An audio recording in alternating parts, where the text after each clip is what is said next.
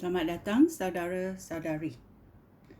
Ya, minggu ini kita akan belajar mengenai doa. Ya, ada 5 perintah mengenai doa yang kita mau belajar hari ini. Ya, mari kita masuk dalam pelajaran ini. Ya, terima kasih Tuhan. Ajarlah kita supaya kita turut dan taat kepada apa yang kami belajari dari kamu dalam ayat Tuhan. Sekian, dalam nama Yesus kita berdoa. Amin. Ya. Nombor 1,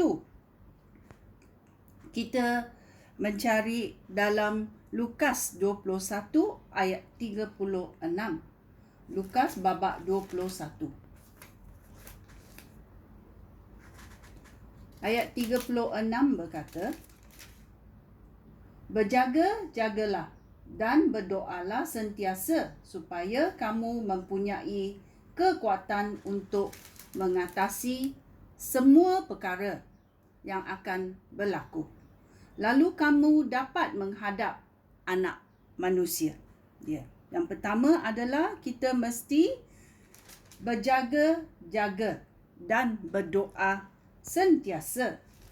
Ini adalah ayat yang Tuhan perintah untuk kita supaya kita sentiasa berjaga dan berdoa selalu. Ya. Dalam Markus 13. Ya. Kita mencarinya, Markus 13 ayat 35.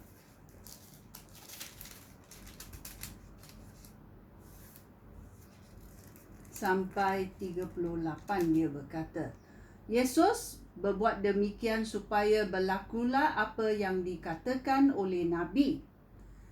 "Aku akan menggunakan perumpamaan apabila bertutur dengan mereka. Aku akan memberitahu mereka perkara-perkara yang tersembunyi sejak dunia diciptakan." Ya. Yesus menerangkan perumpamaan tentang lalang di antara gandum. Setelah itu, Yesus meninggalkan ramai orang, lalu masuk ke dalam rumah. Pengikut-pengikutnya datang kepada Yesus dan berkata, "Beritahulah kami makna perumpamaan tentang lalang di antara gandum itu." Yesus berkata, "Orang yang menabur benih yang baik itu Anak Manusia. Ladang itu dunia ini. Benih yang baik itu orang yang menjadi umat Allah.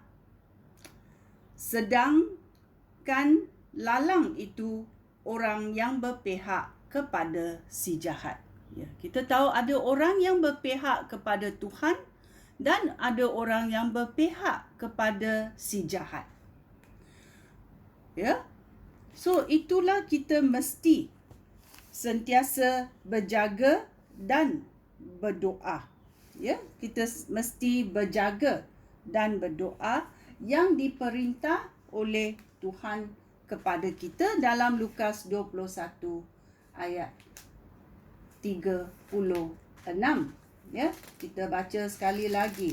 Ya. "Berjaga-jagalah dan berdoalah sentiasa supaya kamu mempunyai kekuatan untuk mengatasi semua perkara yang akan berlaku. Lalu kamu dapat menghadap Anak Manusia." Kerana ini sudah diperintah oleh Yesus Kristus. Ya. Yang kedua, perintah Tuhan adalah berdoalah supaya tidak jatuh dalam cubaan. Ya, berdoalah supaya tidak jatuh dalam cubaan. Ini dalam Matius 26 babak 41. Mari kita mencarinya. Matius 26 ayat 41 berkata, "Berjaga-jagalah dan berdoalah supaya kamu tidak mengalami cobaan. Memang kamu ingin melakukan apa yang benar, tetapi kamu tidak sanggup kerana tabiat manusia lemah. Ya. Kita selalu nak buat kerja untuk Tuhan, tetapi apa yang menghalang kita? Ya. Tabiat manusia yang lemah. Itulah kita mesti berdoa supaya Tuhan menolong kita, ya, supaya kita tidak jatuh dalam cobaan, ya. Yang ketiga, doa minta pekerja. Ini macam apa yang dia nak kata? Doa minta pekerja. Ya, mari kita masuk dan cari Lukas babak 10. Apa maknanya? Lukas babak 10 ayat 2 berkata,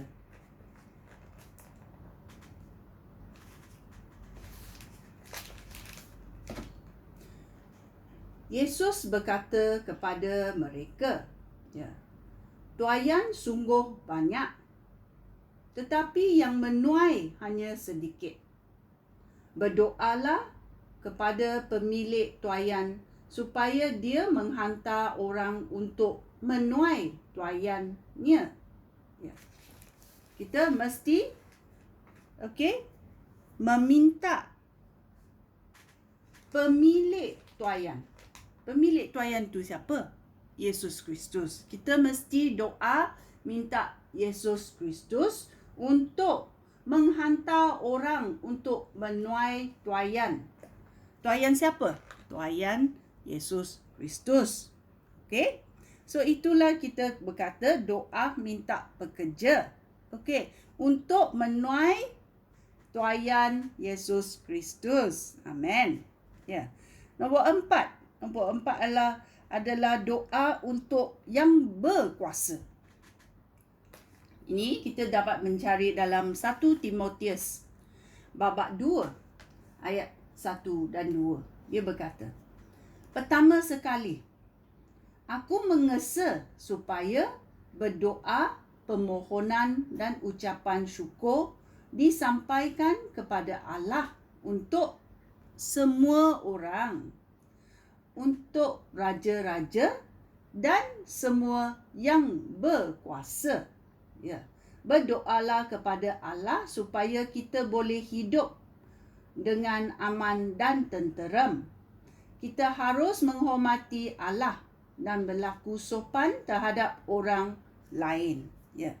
Kita berdoa kepada mereka yang berkuasa supaya hidup kita senang, tidak dikacau-kacau oleh mereka yang berkuasa. Ya. Dan yang kelima ini sungguh rumit. Tuhan perintah kita doa untuk musuh kita. Ada dengar? Doa untuk musuh kita. Doa untuk orang yang kita tidak suka. Ya, mana ada dalam ayat Tuhan dia kata? Betul ke ni ayat Tuhan? Mari kita masuk dalam Lukas babak 6. Lukas babak 6 ayat 28. Dia berkata,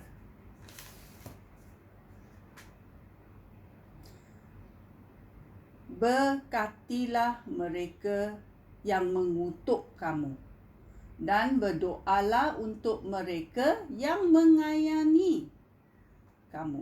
Ya. Kamu sudah mungkin ada kala kamu ditipu oleh kawan. Kamu dirumitkan kata-kata kamu oleh kawan kamu. Gosip-gosip, ya. Apa yang kita harus buat dalam Lukas babak 6 ayat 28? Dia berkata, berdoalah. Berdoalah yang untuk mereka yang mengutuk kamu dan yang mengayani kamu. Ya. Ini sungguh kuat perintah ini. Maukah kita mengikut perintah Tuhan? Ya. Tuhan berkata, berdoalah dan berjaga-jagalah. Yang satu. Yang kedua, dia berkata, berdoalah supaya kamu tidak jatuh dalam pencobaan, kerana tabiat manusia itu lemah. Yang ketiga, dia berkata, berdoalah minta pekerja untuk menuai tuaian Yesus Kristus. Ya. Yang keempat adalah berdoalah untuk orang yang berkuasa supaya kita tidak dikacau oleh mereka. Ya. Kelima, doa untuk musuh kamu. Ya. Orang yang kamu tidak suka, orang yang gosip-gosip, orang yang muka mereka you tak suka tengok, tetapi Tuhan cakap, berdoalah untuk mereka supaya mereka boleh bertaubat, supaya mereka boleh mengenal Tuhan yang kamu sembah. Ya. Ini adalah lima perintah mengenai doa yang Tuhan suruh kita buat. Maukah kamu buat? Sekian, terima kasih. Shalom.